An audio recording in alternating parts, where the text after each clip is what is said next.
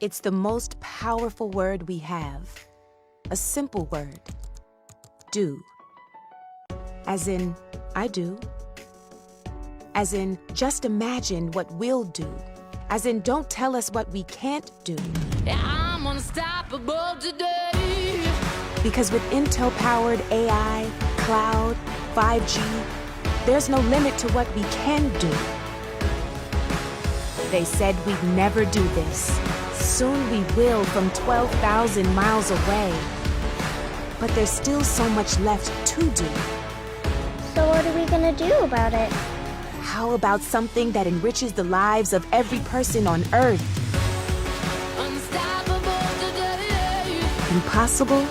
Not if we do it together, because all you need is an idea, an intel inside to do something wonderful.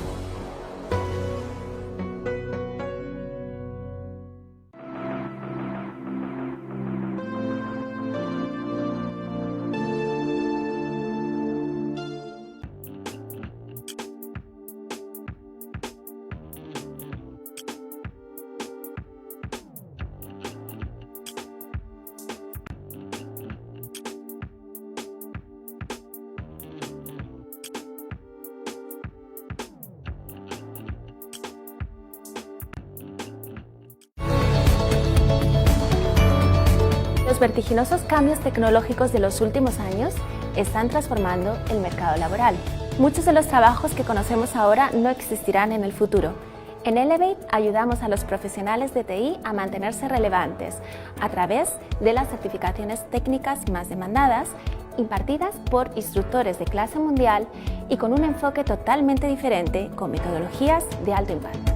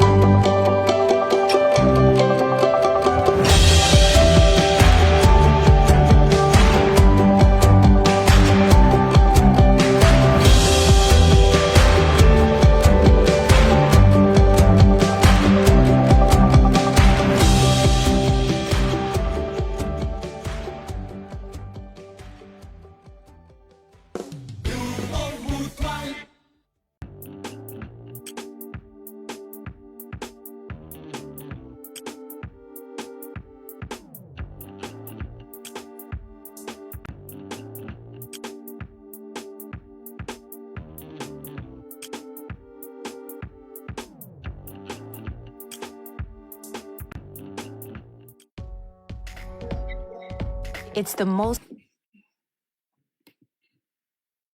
Hola, ¿qué tal? Bienvenidos sean todos. Un gran gusto tenerlos con nosotros. Estoy muy emocionada con estas invitadas de lujo. Primero que nada, muchísimas gracias al Diario La República por esta invitación.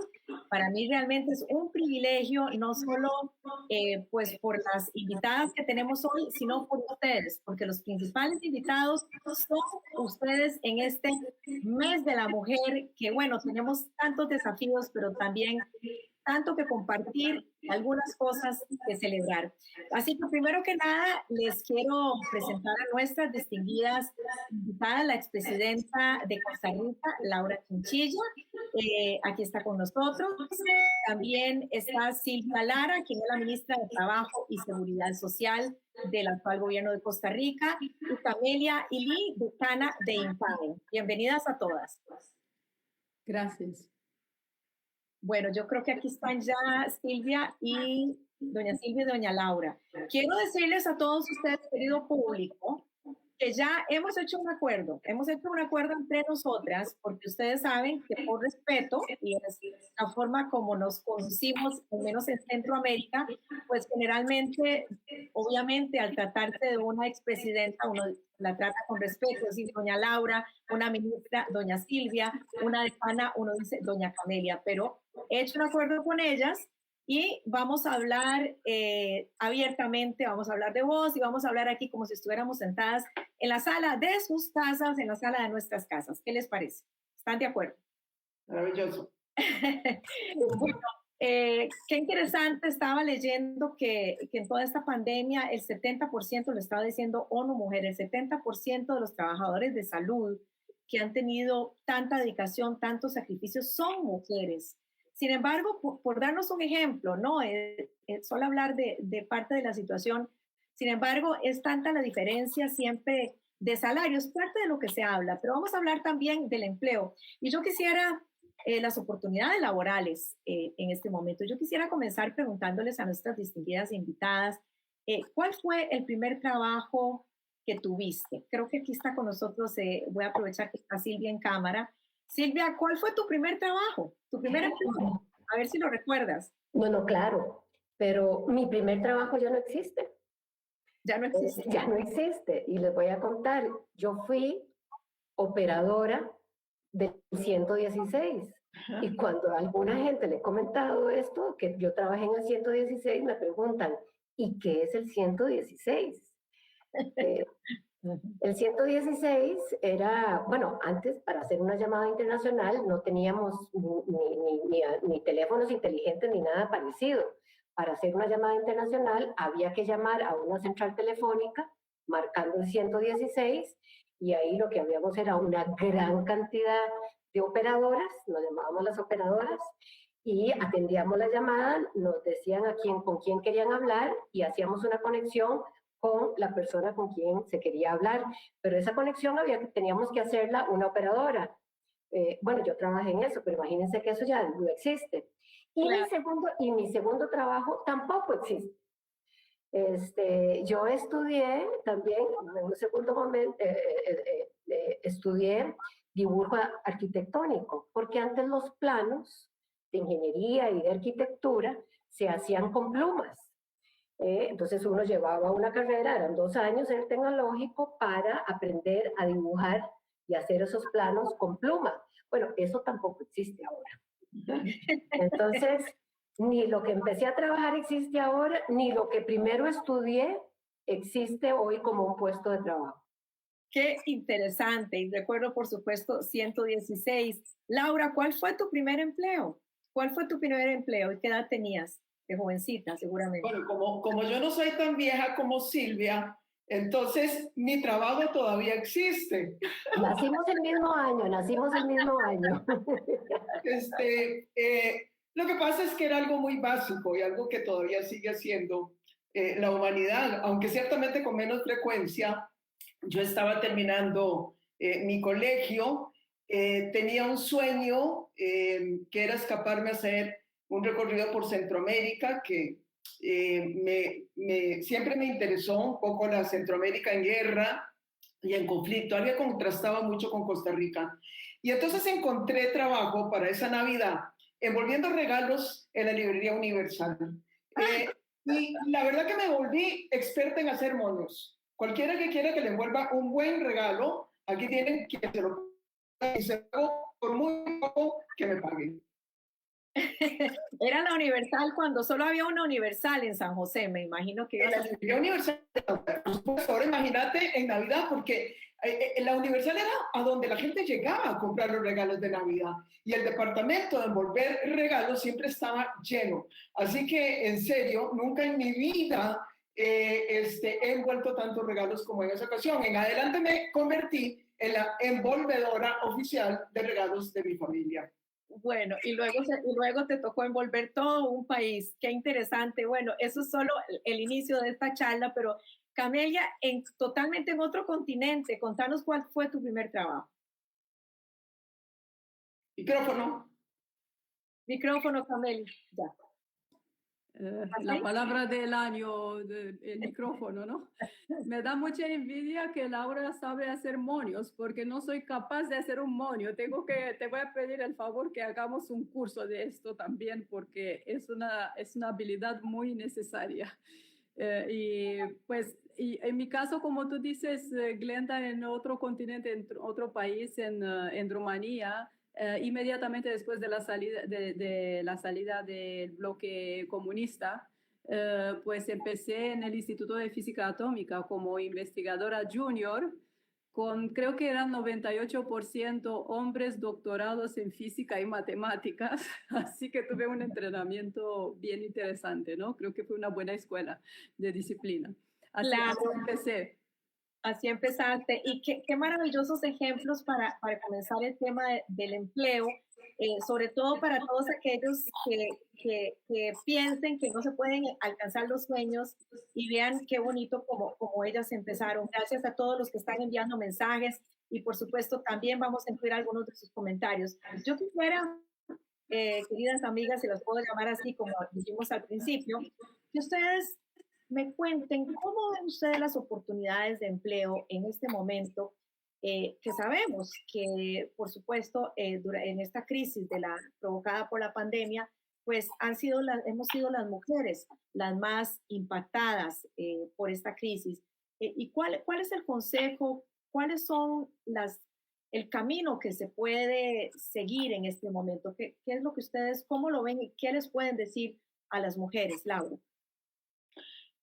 Vamos a ver, según los datos, la situación que ha alcanzado a la mujer con ocasión de la pandemia es verdaderamente dramática.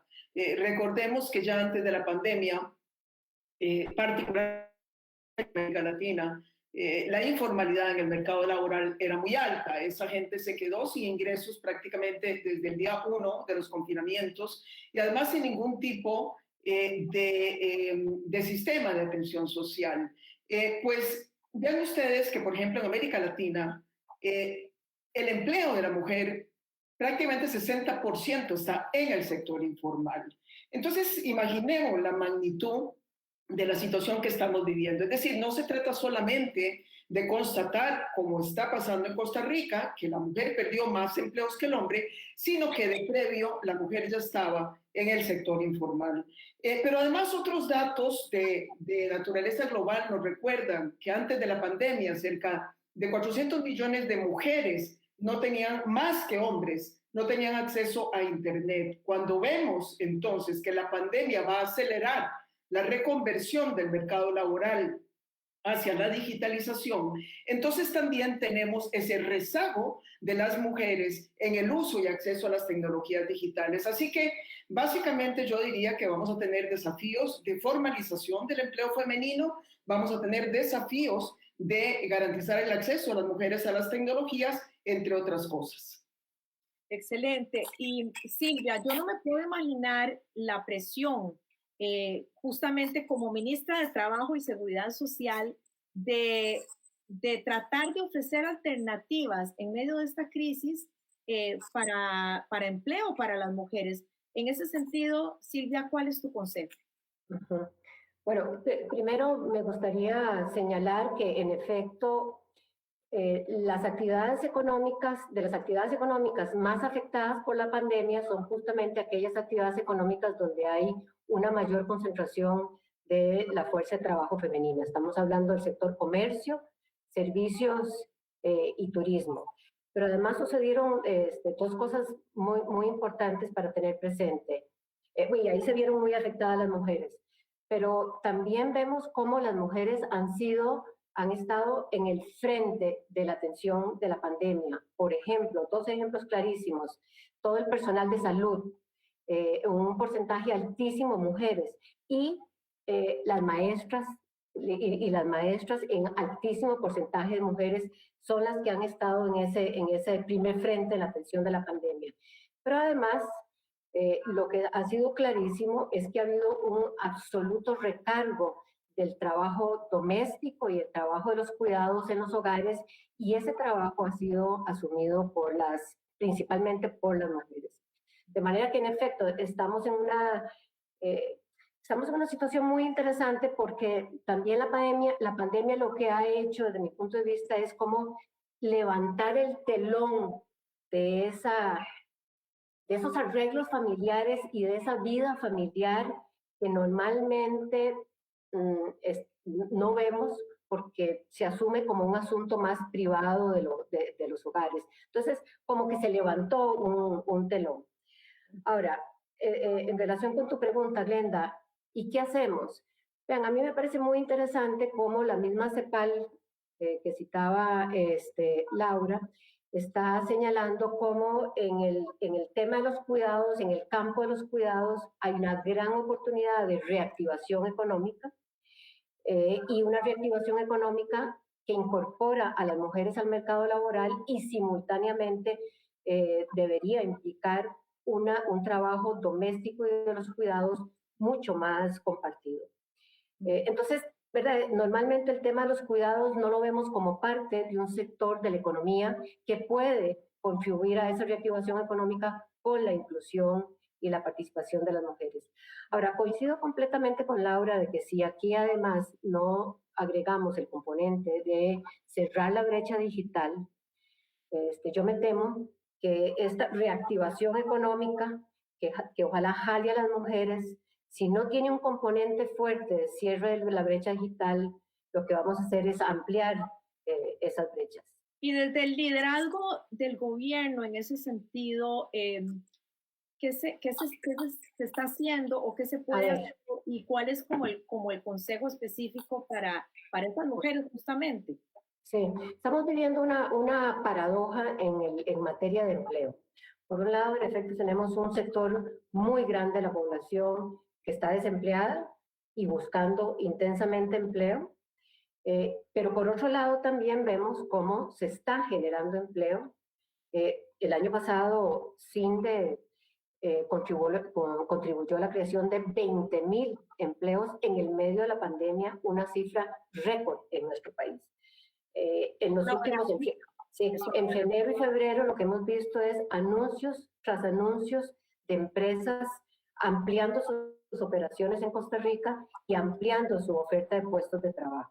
Entonces tenemos por un lado un gran sector de la población desempleada y por otro lado puestos de trabajo que se están creando. Vean, hoy salió la encuesta continua de empleo y lo que vemos es que desde el momento más crítico de la pandemia ahora ya se han recuperado 260.000 empleos y con más fuerza en el caso de las mujeres.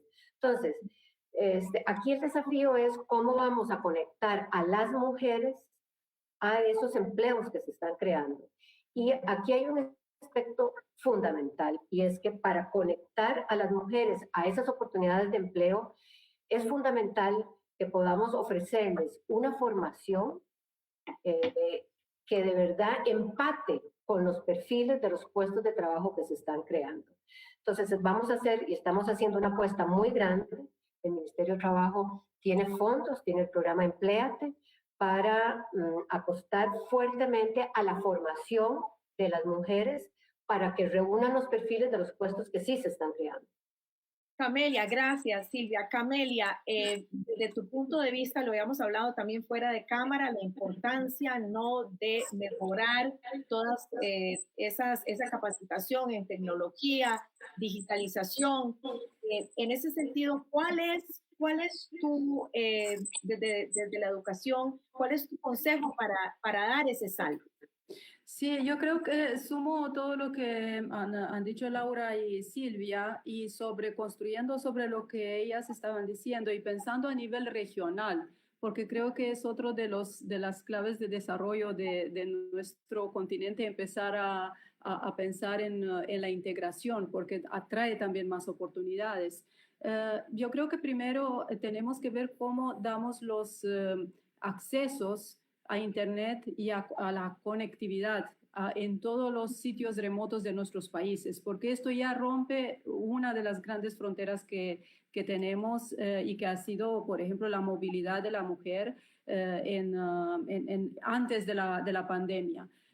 También desde la educación, una vez podemos tener estos accesos, el segundo paso sería orientar a las niñas en todas las carreras, no solo en los puestos que se generan ahora, sino con una proyección al futuro. O sea, tenemos proyección de empleos en los próximos 10, 20 años. Entonces, ir ayudando a las niñas a tener confianza y desarrollar oportunidades tanto para los chicos como para las chicas en esas carreras de futuro. Además, por supuesto, de lo que decía Silvia, la que son ya en edad en las que pueden tener un empleo, pues para los puestos que el gobierno o los gobiernos de los países de la región están hambriendo. Hoy en día es mucho más económico. En una maletita se puede llevar un servidor y un pueblito muy remoto puede enseguida tener acceso a Internet y eso hace la gran diferencia. Y les quiero dar un dato. China apenas en el día 1 del lockdown abrieron 7,000 servidores con muchísimo terabytes de banda, de ancho de banda y conectaron 200 millones de alumnos a todo tipo de educación, desde la primaria. Entonces ya nos podemos imaginar en el futuro de dónde va a venir la competitividad o quién va a tener acceso a becas, a las mejores universidades, a los mejores empleos. Entonces yo diría que con una buena colaboración, gobierno, educación, sector privado, podemos encontrar soluciones que no son costosas y que reducen la diferencia de oportunidades, va igualando las oportunidades. Y la educación claramente no podría estar en ese trabajo si no creería firmemente que es la clave para el desarrollo desde la edad temprana. Gracias. Y tenemos muchos comentarios. Gracias a todos los que están con nosotros en esta transmisión, en este programa especial. Y este comentario da pie al siguiente tema. Carlos Eduardo Méndez, porque aquí tenemos, me encanta, público y audiencia de ambos sexos. Gracias por visibilizar el tema que vamos a tratar ahora de los cuidados. Eso sí, dice, no feminicemos el tema de los cuidados. Los hombres también cuidamos. Qué bueno. Un aplauso a Carlos Eduardo, porque esto no ocurre en todos los casos, lamentablemente. Y quiero preguntarles primero a ustedes, con hijos, ¿cómo fue ese empezar a trabajar cuando tuvieron sus hijos o sus primeros hijos? ¿Cómo fue ese salto para dejar el bebé, que siempre a todas las madres nos cuesta, ¿no? En el caso de Camelia fue un poquito diferente, ¿verdad? Ahora nos contarás, pero ¿cómo fue? ¿Quién se encargó, Laura, de José María bebé? Yo tuve una gran suerte, Glenda, porque casi que a mi hijo le sobraron mamás y además el papá fue papá y mamá a la vez, con una gran disposición de estar más presente en cuestiones cotidianas que yo no podía asumir. Mi hijo nació cuando yo en realidad inicié mi carrera pública como ministra de Seguridad, que además era muy demandante. Y entonces, efectivamente, ahora que este participante mencionaba la importancia de la corresponsabilidad, yo les puedo decir que en mi caso fue clave.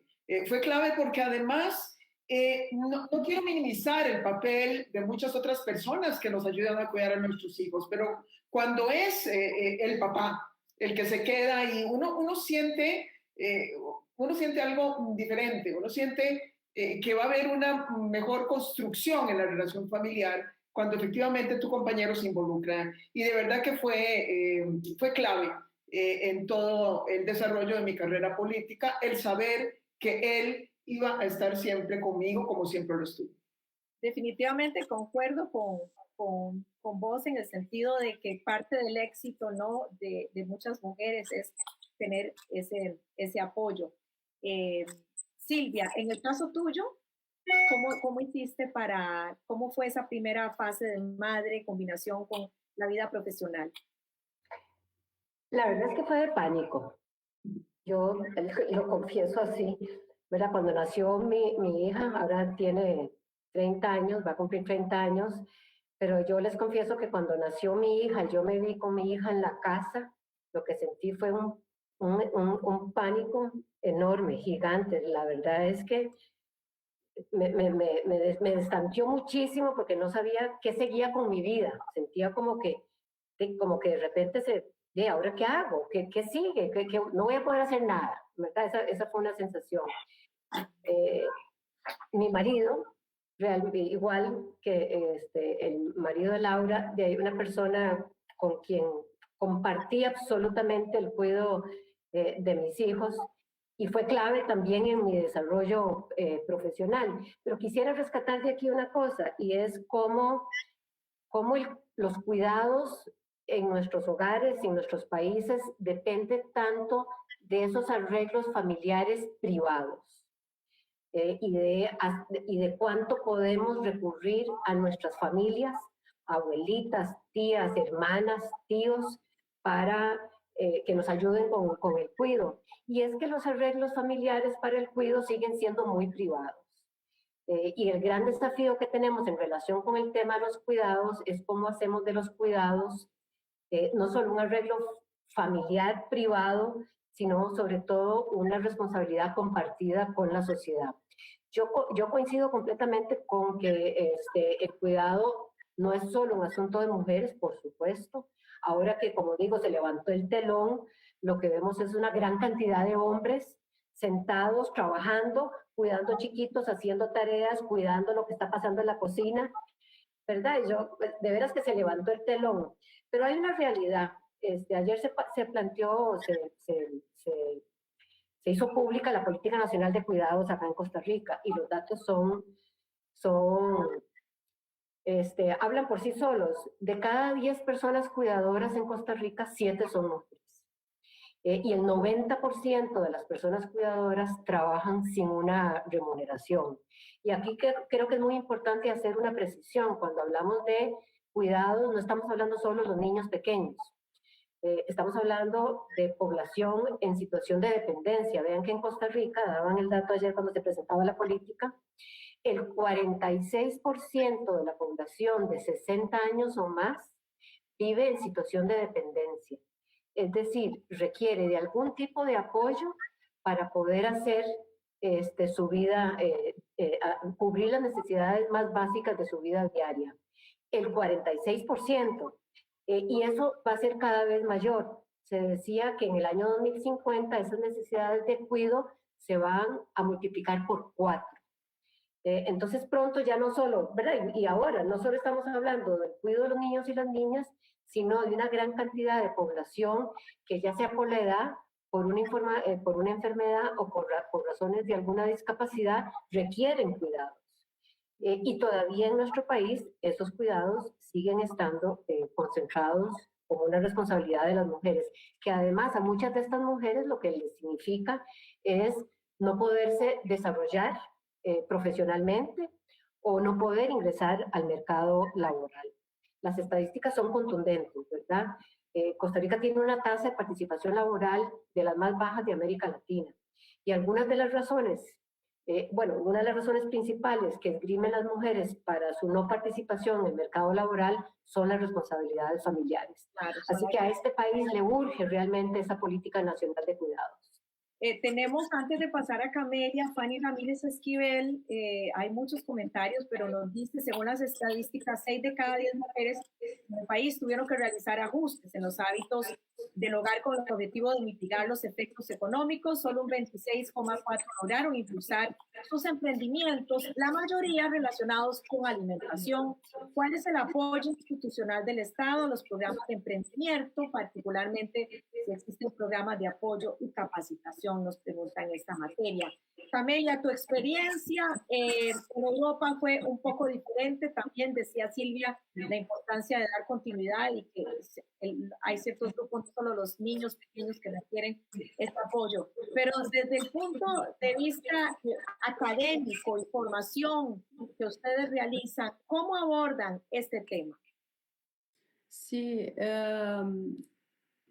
¿quieres que siga yo, Glenda? Perdón, que no... Claro, sí, Camelia, perdón. Mira, efectivamente estamos teniendo datos clarísimos sobre la complejidad de compaginar tantas tareas y especialmente en ciertas generaciones.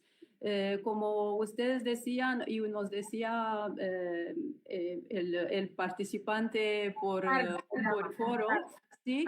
Afortunadamente estoy viendo cambios en las nuevas generaciones. Ya no se considera que el hombre ayuda a la mujer, sino estoy viendo nuevas generaciones donde comparten y además con gusto generaciones, y ojalá a la medida que avancen en edad y responsabilidades mantengan estas prácticas. Hay retos para mujeres y mujeres en la academia. Puedo compartir, por ejemplo, parte de mi historia. Para que una mujer pueda hacer una carrera académica, tiene que terminar su doctorado y normalmente el doctorado lo haces cuando estás en la edad de tener hijos. Y muchas veces son decisiones o son tiempos muy difíciles, en donde algunas veces tienes que decidir o algunas veces no tienes opción. Y especialmente en países donde puedes tener ayuda, pero no la misma ayuda que puedas tener en otros continentes. Entonces, efectivamente, yo he hecho el doctorado mientras estaba trabajando. No tuve hijos naturales, pero Dios me ha traído una hija adolescente maravillosa por matrimonio que se vino a vivir de Boston a España.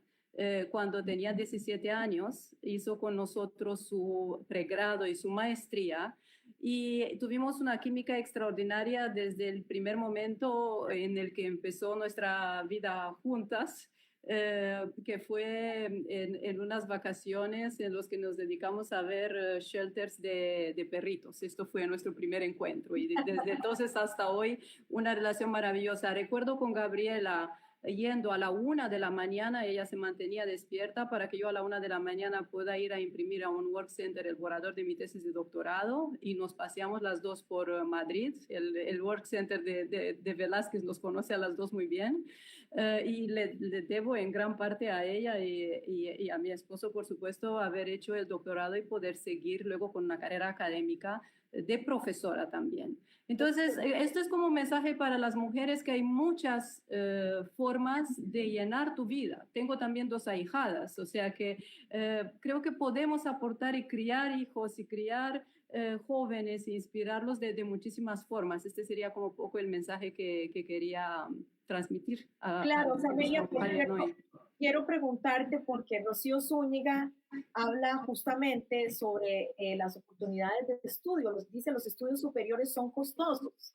Sin embargo, miles de mujeres hemos hecho esfuerzos y tras la pandemia ya no es suficiente. Estamos varadas, hay pocas oportunidades.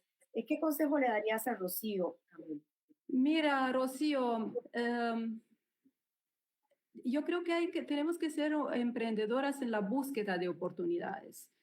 Y para darte un dato, hicimos una encuesta sobre el progreso social de las mujeres en América Latina y solo un 10% de las mujeres acceden a las políticas y apoyos que los gobiernos tienen para las mujeres. Es decir, tenemos que ver cómo hacemos para comunicar las ayudas que hay, porque hay muchas que no se usan. Luego también a veces es la barrera de uno mismo en pensar no puedo acceder a esa institución porque quizás es cara. Cuando tocas la puerta y muestras que tienes grandes calidades, hay posibilidades de ayudas académicas y hasta muy interesantes. Entonces yo diría es la mentalidad, quitar el miedo y atreverse a preguntar, atreverse a tocar a las puertas y decir yo quiero estudiar, quiero buscar nuevas formas de crecer y las ayudas me constan que muchas quedan sin utilizar. Entonces yo le diría que no se corte por eso. Yo creo que Silvia está complementando lo que decir. Eso quiero preguntarles a Laura y Silvia. En ese sentido, ¿ustedes saben de oportunidades que no se estén aprovechando, que quieran agregar? A mí me llama mucho, unas cosas que más me ha llamado la atención y me ha marcado y me ha hecho tomar conciencia estando en el cargo, es la dificultad que tienen las personas, y en este caso especialmente las mujeres, para encontrar el camino a las oportunidades y sobre todo para saber a dónde está la información. Si necesito un servicio empresarial, ¿a dónde lo busco? Si necesito un crédito, ¿a dónde voy? Si lo que necesito es asesoría e innovación, ¿qué hago? Eso realmente me ha llamado muchísimo la atención porque hay mucha oferta en el Estado, mucha información. En el INAH hay una gran cantidad de programas y de formación y de asistencia técnica. En el Ministerio de Economía también, en el Instituto de Desarrollo Rural también. Y sin embargo está todo tan disperso, tan desconectado y a veces tan poco informado que la gente tiene una enorme dificultad para encontrar la información y encontrar el camino a esa oferta del Estado. Una iniciativa justamente en reconocimiento de esta dificultad es la creación por parte del INA y del Ministerio de Economía de lo que se han denominado los Centros de Desarrollo Empresarial. Ya hay 6 en el país, se inauguraron los 6 la semana pasada, que pretenden ser una ventanilla única de acceso a servicios empresariales y financieros. Pero ¿cómo pueden las personas averiguar más? Por ejemplo? En el INA, www.ina.go.cr.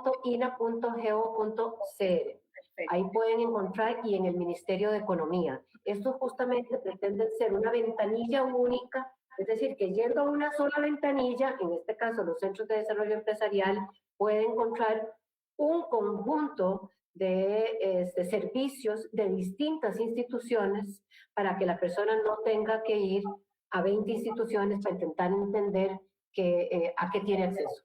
Excelente. Laura, ¿querías agregar algo respecto a eso? A esa observación. Creo que estás en mudo.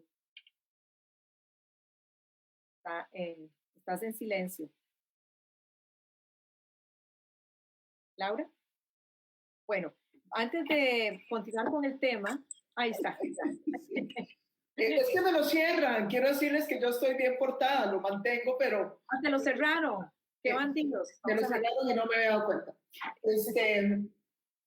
No, que decía que me encanta escuchar el entusiasmo con que Silvia se ha referido a un pilar fundamental de todo este proceso, de cómo hacemos para ser más efectivos en la incorporación de la mujer al mundo laboral, o bien a cualquier otro tipo de tarea que suponga el crecimiento intelectual, profesional de la mujer, que es el tema del cuidado, mediante el apoyo estatal.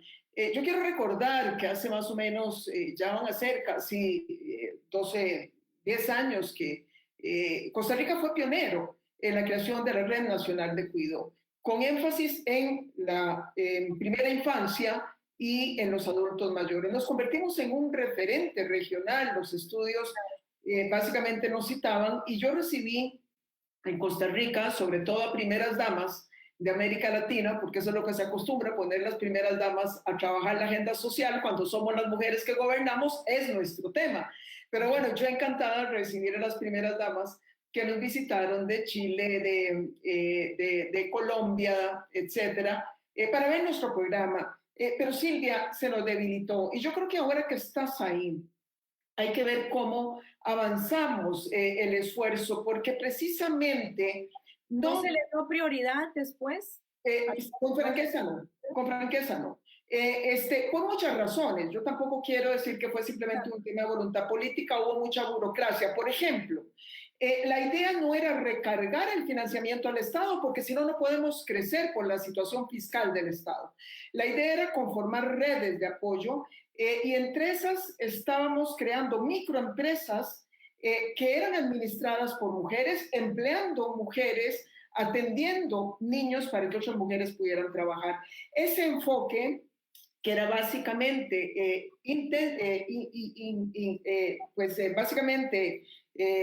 promoviendo la iniciativa privada, la microempresa, chocó contra un sector de la burocracia del Estado costarricense, y en su momento no se supo. Básicamente decirles, hay que seguir. Yo creo que ahí tenemos una gran oportunidad de recoger ese tipo de iniciativas, porque también es cierto que una vez que las mujeres arrancan, y ahí arrancaron muchísimas pequeñas empresarias, pero se caen o cambian las reglas del juego, pues vaya, las mujeres entonces también se quedan con la mitad de camino. Pero creo que con Silvia ahí tenemos una gran aliada para ver si aquí se pueden retomar esos esfuerzos. Ahí te deja el enorme encargo. Antes de continuar, quiero presentarles un testimonio, hablando de mujeres emprendedoras, por cierto, un testimonio de Marisol Calvo.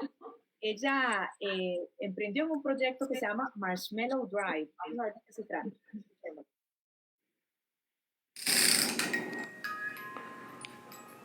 Mi nombre es Marisol Calvo, yo soy la propietaria de Marshmallow Drive.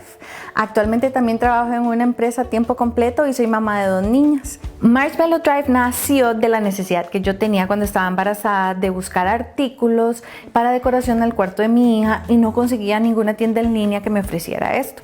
Entonces decidí buscar diferentes opciones para importar al país y poder abrir una tienda que ofreciera a las personas este tipo de artículos y que los pudieran comprar en línea y se los llevaran directamente a la casa de las personas, porque cuando uno está embarazado uno no quiere andar paseándose por todas partes buscando las cosas. Mi consejo para todas esas mujeres que tienen esa idea de que quieren hacer algo es que si lo van a hacer tiene que ser algo que las apasione, que las haga feliz, que lo disfruten.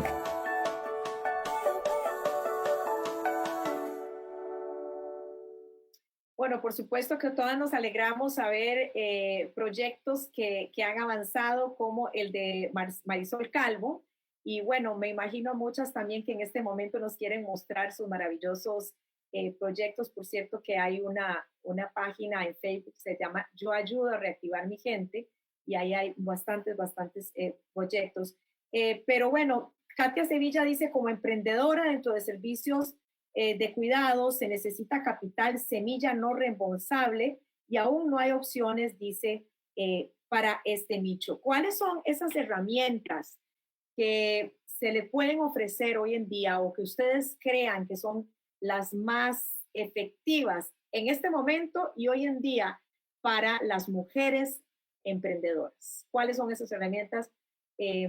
Vamos a ver quién quiere contestar primero, a quién le tocaba el turno. Creo que Silvia, ¿verdad? Camelia desactivó el micrófono, pensé que ibas a... Camelia, ibas a decir algo de que ustedes están liderando proyectos en ese sentido. Sí, si quieren o después de Silvia, como prefieran. Dale, adelante, Camelia. Sí, efectivamente, esta es una gran oportunidad, es una gran necesidad y una gran oportunidad. Con la ayuda de Mastercard llevamos 3 años haciendo un programa para mujeres emprendedoras que están en la fase o en el peligro de abandonar el negocio, porque en nuestra región tenemos una tasa muy grande de creación por parte de las mujeres de pequeños negocios, mucho emprendidos por necesidad, pero una gran tasa de abandono justo por lo que nos dice la persona en el foro. ¿Qué rompe barreras? Efectivamente, la digitalización y las plataformas digitales te ayudan a tener acceso a fondos de inversión mucho más allá del país o de las limitaciones locales. Entonces, de nuevo, animarlas a buscar ayuda. El INA, como decía Silvia, ha hecho un gran trabajo de transformación. Nosotros, dentro de lo que podemos con todos los fondos, tenemos centros de impacto como el Centro Colaborativo de la Mujer o el Centro de Emprendedurismo, en donde también buscamos fondos justo para las personas con estas necesidades. O sea, ir de nuevo, ser emprendedora en la búsqueda, porque todos tenemos esta conciencia y se están como alineando las conciencias para buscar las ayudas. Y luego me consta de conversaciones que tuvimos con el Banco Nacional, con el Banco Industrial, con muchos otros bancos en toda la región, que ya también tienen conciencia que no es solamente un trabajo social, sino es un negocio. Si tú inviertes en la mujer el dinero que gana, por cada dólar que gana, lo reinvierte en la educación y en la salud, no en ella, sino en otros.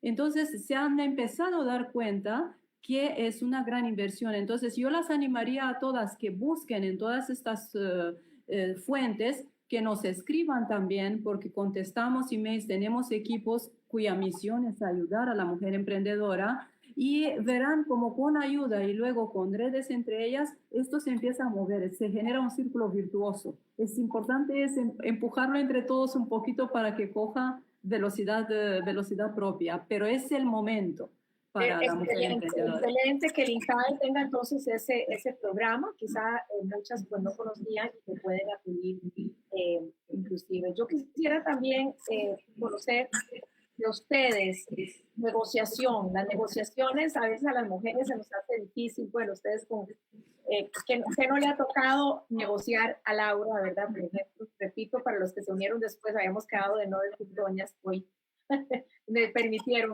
Pero, ¿cuáles son esos consejos? Pero primero quería preguntarte, no tanto en logros, sino ¿Cuál fue esa negociación que siempre van ustedes a recordar? Esa negociación que ustedes hicieron que tal vez fue difícil o que tal vez fue que no esperaban. ¿Y cuáles son esos consejos para que podemos darnos entre nosotras en el momento de negociar? No me imagino, bueno, como presidenta, pero no importa, no tenés que decir no solo en el rol de presidenta, sino algo que recordés como una negociación exitosa. ¿Y por qué?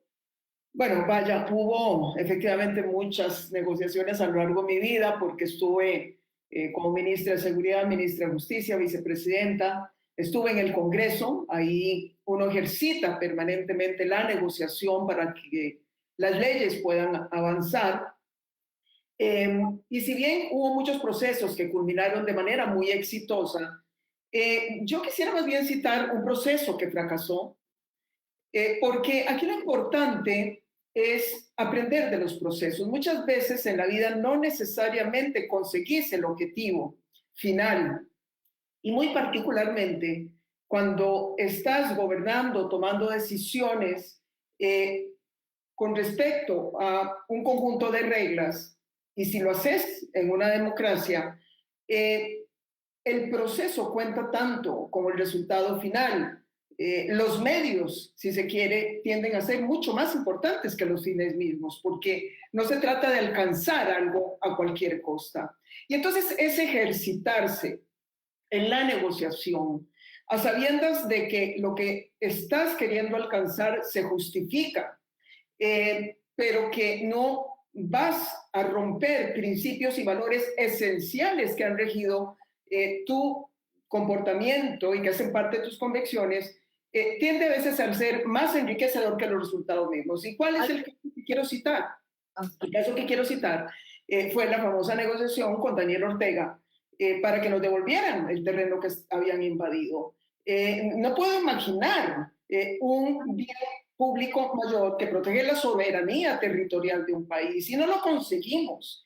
Y entonces fue un ejercicio de reafirmar convicciones a efectos de entender que lo importante era conseguir un resultado por las vías institucionales apegado a la tradición costarricense. ¿Estaba nerviosa?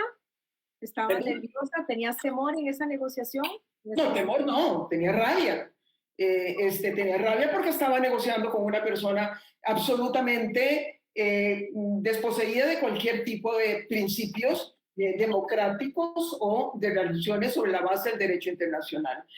Lo que hicimos fue simple y sencillamente acudir a las vías internacionales, tener muchísima paciencia, confiar en el derecho internacional y finalmente todos los fallos que conseguimos hicieron posible que se reafirmara y fortaleciera todo el sistema limítrofe costarricense. Por ejemplo, ganamos los límites marinos que precisamente fueron inspirados en el conflicto que se abrió con Nicaragua.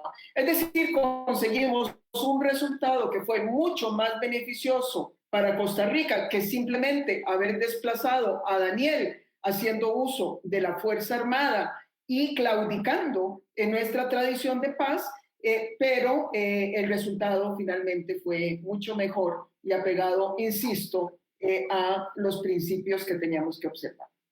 Gracias por compartirnos este testimonio. Silvia, te pregunto, en una negociación, y si quieres también contar alguna anécdota, en una negociación, ¿pides consejo a alguien más? Sí, sin duda. Y sobre el tema de la negociación, yo diría que desde que se levante empieza a negociar, ¿verdad? Negocias con los hijos, negocias con la pareja, luego negocias con la gente con la que trabajas. Es decir, la vida es la vida de la negociación, ¿verdad? Se la vive uno a punta de negociar, negociar y negociar. Y una cosa que me ha hecho a mí reflexionar mucho es que, sobre todo las negociaciones en el marco laboral, profesional, son negociaciones que requieren capacitación. Uno debe capacitarse en negociar. Yo me he convencido de que no es suficiente el sentido común, que no es suficiente la buena voluntad ni las buenas intenciones. la negociación requiere técnicas. Y ese es un llamado que yo haría, porque yo confiaba mucho, yo decía, no, pues yo tengo buenas intenciones, porque si tengo buenas intenciones no puedo salir adelante con la negociación? No, porque la negociación requiere técnica. Y una de las cosas que más, por las que más insisto en la técnica es porque me he dado cuenta además que en esas negociaciones mis emociones intervienen más de la cuenta.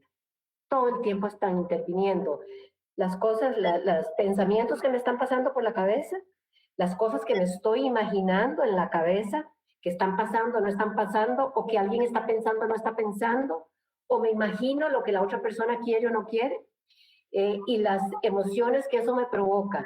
Y esos pensamientos y esas emociones realmente se terminan interponiendo en una buena negociación. Entonces, de veras que ese entrenamiento de entender no cómo suprimir las emociones ni los pensamientos, sino cómo reconocerlos y poder controlarlos en ese proceso permanente de negociaciones me parece completamente clave.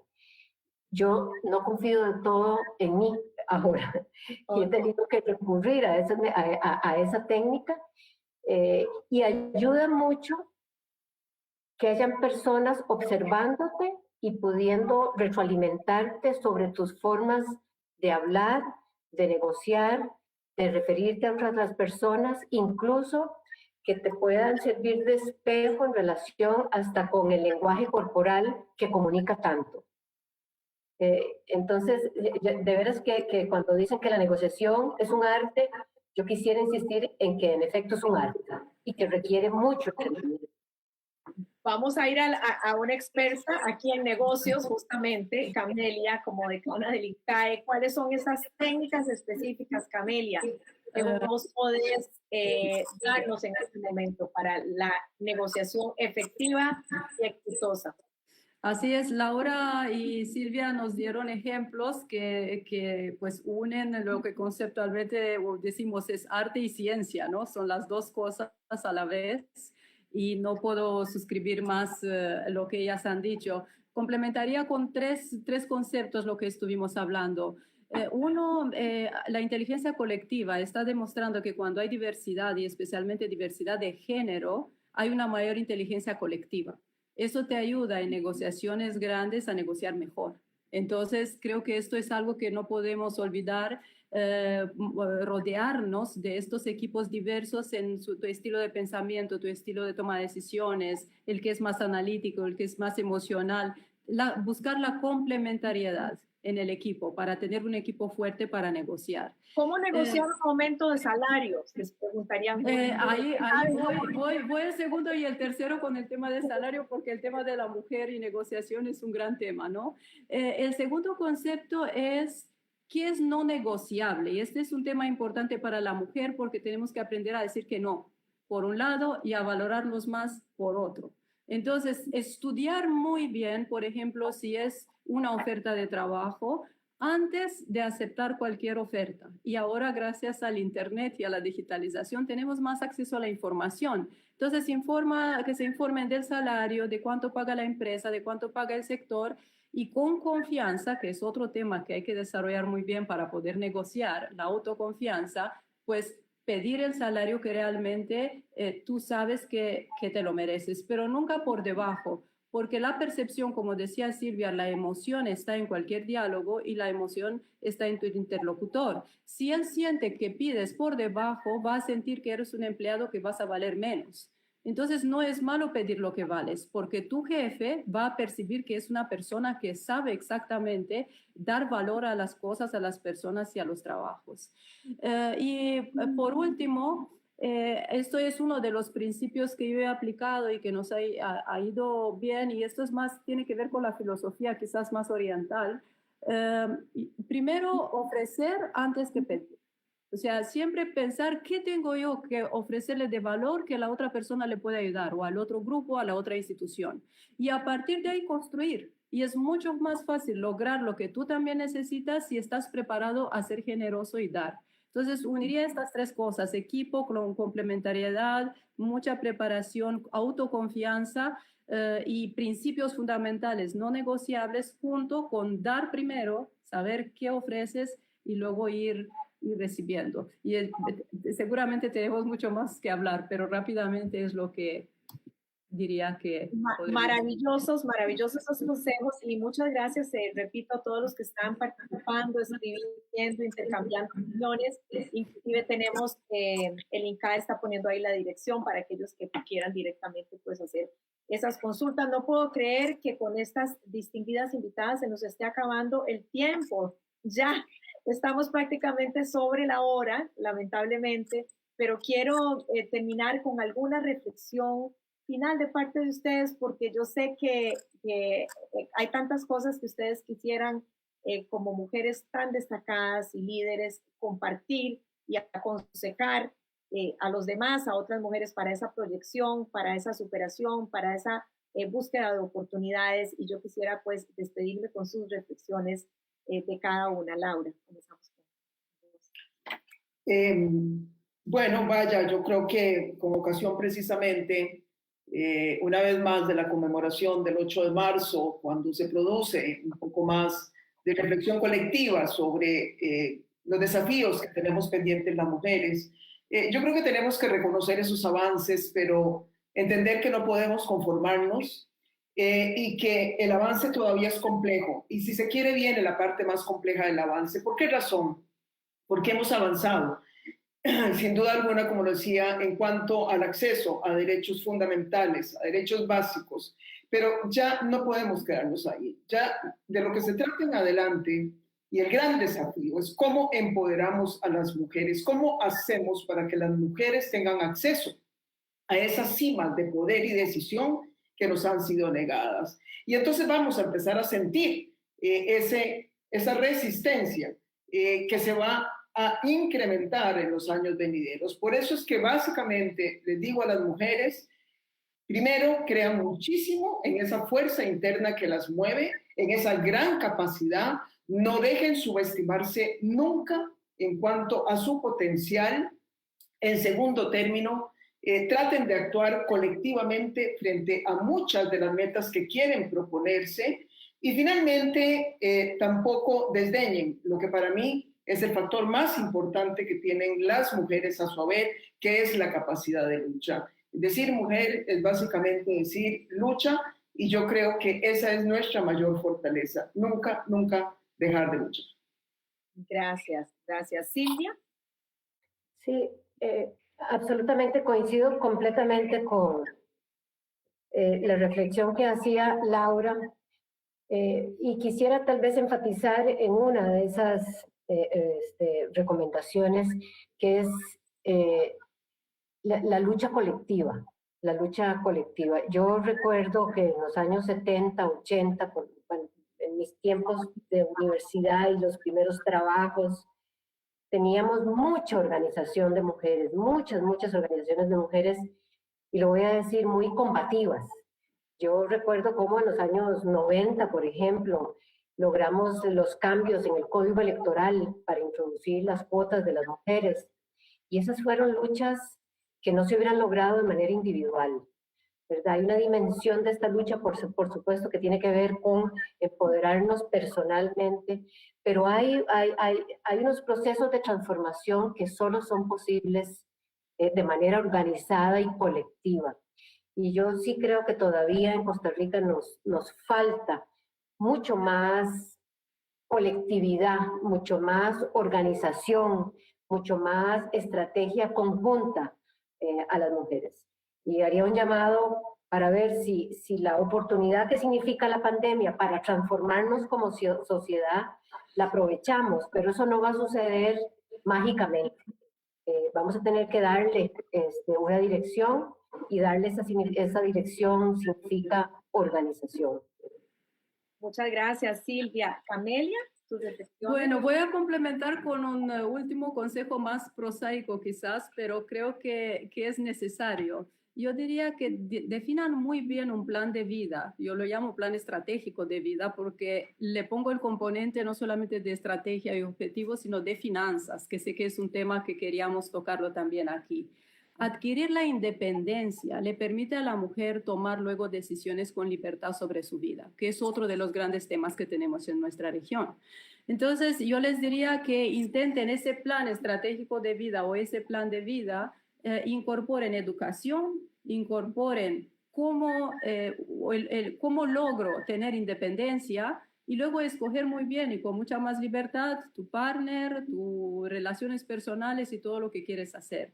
Pero está muy, muy demostrado que tener esa parte en cuenta te da mucha libertad para el resto de tu vida y decisiones tempranas hechas a tiempo te ayuda muchísimo en la edad adulta cuando se acumulan las dificultades para las mujeres. Así que esto es lo que yo diría para terminar. Muchísimas gracias. Realmente, bueno, me siento muy privilegiada de haber podido conversar con ustedes. Realmente, pues, en una hora es muy difícil. Les agradezco de todo corazón a cada uno por compartir sus experiencias, sus vivencias, un poquito también lo más importante, ¿no? De esas herramientas que podemos ofrecernos unas a otras, porque si hay algo que es cierto es la necesidad de apoyarnos entre nosotras, las mujeres necesitamos más, pues inspirarnos unas a otras y realmente tener una auténtica ayuda, sobre todo porque siempre hay alguien más y a veces muy cerca que está necesitando de ese consejo, de esa palmadita y con solo algunas palabritas que podamos decirle de cómo algunos consejos, de acuerdo a nuestra experiencia, siempre va a haber alguien más que pueda recibirlo y mejorar su situación. Obviamente son muchos los desafíos, pero muchísimas gracias, por supuesto, expresidenta Laura Chinchilla, muchas gracias a la ministra de Trabajo y Seguridad Social, Silvia Lara, y a la decana del INPAE, Amelia Ili. Gracias a las tres. Muchas gracias. Muchas gracias. Gracias, ha sido un privilegio. Gracias. Y gracias a todos ustedes que tan muy amablemente nos han acompañado y han enviado esos comentarios y preguntas tan interesantes, por supuesto, al diario La República por permitirnos este espacio. Que tengan todos muy buenas noches. Muchísimas gracias. Gracias.